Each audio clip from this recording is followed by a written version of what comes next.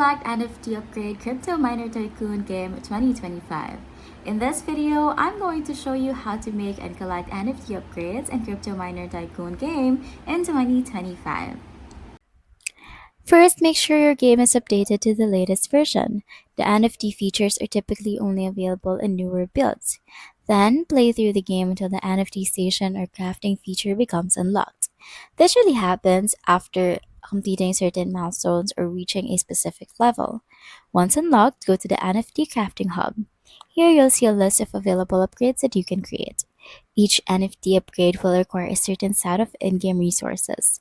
This might include coins, gems, or unique tokens. Select the NFT you want to craft and check if you have the necessary items. After confirming, initiate the crafting process. This may take a few moments or it might be start instant depending on your game level. Once complete, the NFT will be added to your inventory. You can then equip it to boost mining power, earnings, or unlock special bonuses in the game. Some NFTs may also be tradable or limited edition, so keep an eye on your collection. And that's how you make and collect NFT upgrade Crypto Miner Tycoon game in 2025.